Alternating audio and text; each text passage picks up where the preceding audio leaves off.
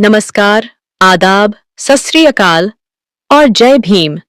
स्वागत है आपका आपके अपने चैनल सच्ची घटना ऑफिशियल पर।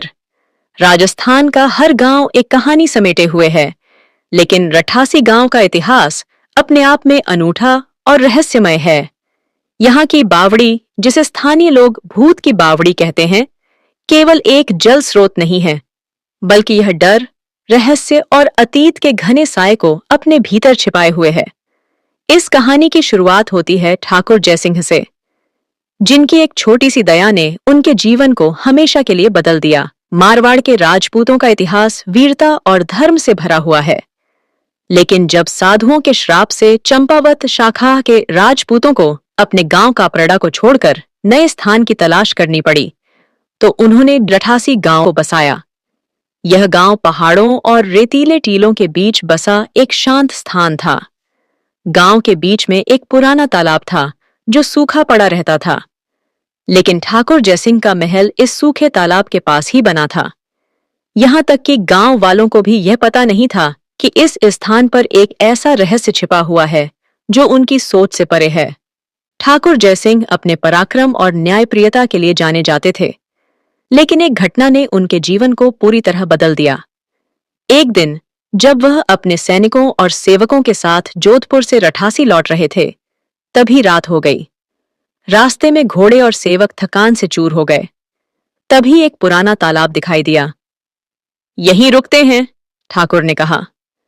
जैसे ही घोड़ा पानी पीने आगे बढ़ा, तालाब के पास एक अजीब सी ठंडक महसूस हुई।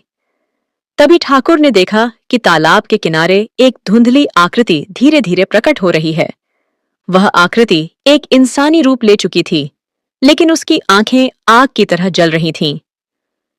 ठाकुर साहब, मुझे प्यास लगी है, वह आकृति बोली, लेकिन मैं यह पानी नहीं पी सकता क्योंकि मुझे श्रापित किया गया है। ठाकुर ने डर के बावजूद अपने घोड़े से पानी निकालकर उसे पिलाया। प्रेत ने उनकी दयालुता से प्रभावित होकर कहा, मैं तुम्हारे लिए कुछ भी कर सकता हूं, मांगो जो भी चाहिए। ठाकुर ने उस प्रेत से कहा, गांव और मेरे महल को सुंदर बनाने के लिए यहां एक बावड़ी का निर्माण कर दो, ताकि लोग इसका लाभ उठा सकें।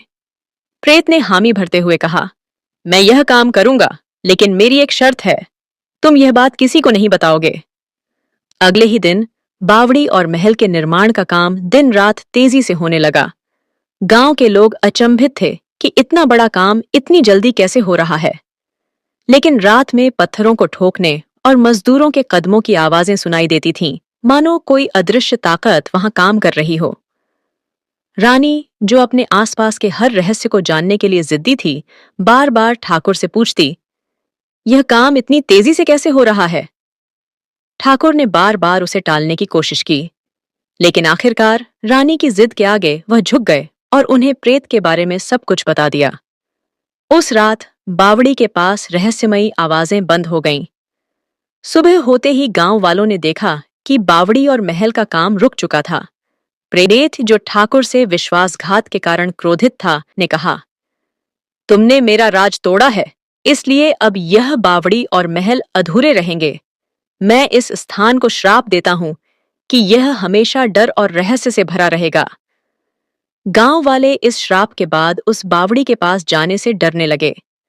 कहते हैं कि अब भी आधी रात को वहां पत्थरों को ठोकने की आवाजें सुनाई देती हैं, मानो कोई अधूरा काम पूरा करने की कोशिश कर रहा हो।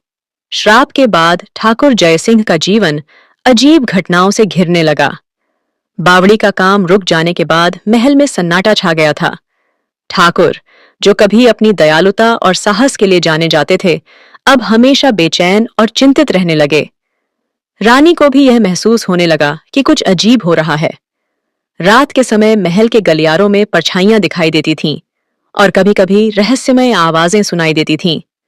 रानी ने कई बार ठाकुर से इन घटनाओं के बारे में बात करनी चाहिए, लेकिन ठाकुर ने हमेशा उसे टाल दिया। एक रात जब रानी गहरी नींद में थी, ठाकुर को बावड़ी की ओर जाने का ख्याल आया। वह अकेले ही बावड़ी के पास पहुंचे। वहां उन्हें वही प्रेत दिखाई दिया। प्रेत ने कहा, ठाकुर, तुमने मेरे साथ विश्वासघात किया है। अब तुम्हारे परिवार और इस गांव को मेरी सजा भुगतनी होगी। इस घटना के कुछ दिनों बाद ठाकुर गंभीर रूप से बीमार पड़ गए। गांव के वैद्य भी उनकी हालत को नहीं समझ पाए। उनकी बीमारी ने धीरे धीरे उनकी जान ले ली। ठाकुर की मौत के बाद रानी अकेली और बेसहारा महसूस करने लगी। ठाकुर की मौत के बाद रठासी गांव में डर का माहौल फैल गया। गांव वाले अब बावड़ी के पास जाने से कतराने लगे। एक दिन गांव के एक किसान ने बताया कि उसने रात में बावड़ी के पास अजीब रोशनी देखी। कुछ लोगों ने वहां से मवेशियों के गायब होने की खबर दी। यहां तक कि एक बार गांव का एक बच्चा भी बावड़ी के पास खो गया। रानी ने इन घटनाओं के बारे में सुनकर फैसला किया कि वह खुद इस रहस्य को सुलझाने की कोशिश करेगी। वह बावड़ी के पास गई, लेकिन वहां पहुंचते ही उसे एक भयानक अनुभव हुआ। उसने महसूस किया कि कोई अदृश्य ताकत उसे पीछे खींचने की कोशिश कर रही है। डरकर वह वहां से भाग आई। गांव में यह अफवाह फैल गई कि बावड़ी में अब भी प्रेत का वास है। यह बावड़ी अब गांव वालों के लिए डर और दहशत का प्रतीक बन गई थी। ठाकुर की मौत के कई साल बाद रठासी गांव में एक नई पीढ़ी पली बढ़ी, लेकिन बावड़ी का रहस्य अब भी गांव के लोगों को सता रहा था। एक युवक जिसका नाम अर्जुन था, इस रहस्य को सुलझाने का इच्छुक था। अर्जुन ठाकुर जयसिंह का दूर का वंशज था और महल में अपनी दादी के साथ रहता था। उसने कई बार अपनी दादी से इस बावड़ी की कहानी सुनी थी। अर्जुन ने तय किया कि वह इस बावड़ी के रहस्य को उजागर करेगा। उसने गांव के बुजुर्गों से बात की और बावड़ी से जुड़े कई रहस्यमय किस्से सुने। अर्जुन को यह भी पता चला कि उसके पूर्वजों का इस प्रेत से गहरा संबंध था। एक रात अर्जुन ने बावड़ी के पास जाने का साहस किया। जब वह वहां पहुंचा तो उसने देखा कि बावड़ी से ठंडी हवा आ रही थी। वह बावड़ी के किनारे खड़ा हुआ और नीचे झांकने लगा। तभी उसे एक गूंजती हुई आवाज सुनाई दी। कौन है जो मेरे पास आने की हिम्मत कर रहा है?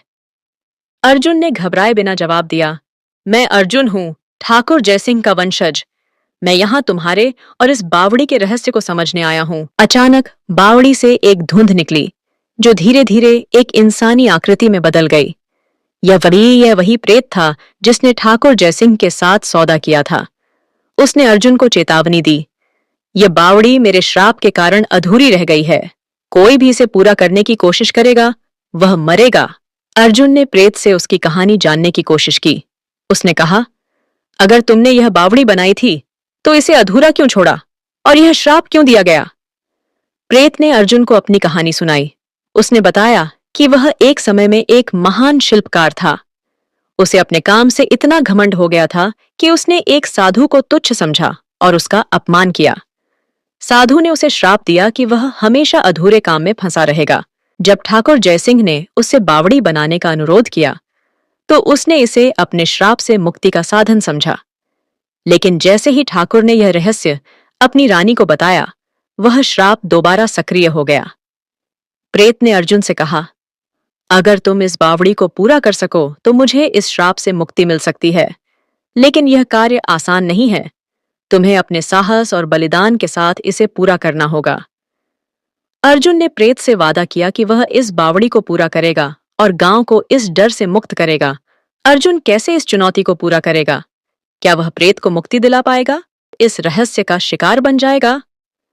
कहानी के अगले अध्यायों में अर्जुन के साहस, बलिदान और बावड़ी के रहस्य का अंतिम खुलासा होगा।